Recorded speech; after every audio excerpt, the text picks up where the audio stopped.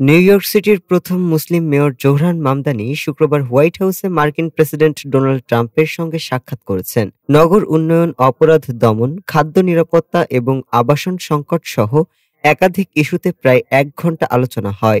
বৈঠক শেষে ট্রাম্প ও মামদানির হ্যান্ডশেক বিশেষ নজর কাড়ে। ট্রাম্প বলেন, নিউ ইয়র্ক আমেরিকার প্রাণ।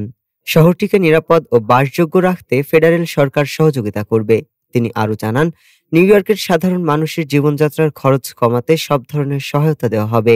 মামদানিকেও অভিনন্দন জানান প্রেসিডেন্ট ট্রাম্প। তার ভাষায়, রাজনীতি যাই হোক, ভালো কাজ করলে তকমা বদলে যায়। মেয়র মামদানি কেন্দ্রীয় সরকারের সহায়তা চেয়ে বলেন, অভিবাসন সংকট, অপরাধ দমন, সহজলভ্য অভিবাসন ও খাদ্য নিরাপত্তা সব ক্ষেত্রেই নিউ ইয়র্কবাসী দ্রুত সমাধান চায়। তবে বৈঠকের এক পর্যায়ে তিনি গাজায় ইসরায়েলি হামলায় যুক্তরাষ্ট্রের অর্থায়ন নিয়ে তীব্র আপত্তি জানান।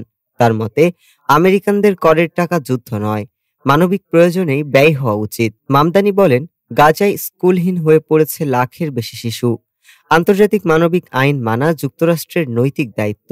এই অবস্থায় সাংবাদিকরা ট্রাম্পকে প্রশ্ন করেন, ইসরায়েল যদি নিউ ইয়র্ক সফরে মামদানিকে গ্রেফতারের আহ্বান জানায়, তখন তিনি কি বাধা দেবেন? ট্রাম্প প্রশ্নটি রীতিমতো এড়িয়ে গিয়ে শুধু বলেন, এটি আলোচনার অংশ ছিল না এবং সবাই পরিবর্তনশীল। ডেস্ক রিপোর্ট, আজ বার্তা।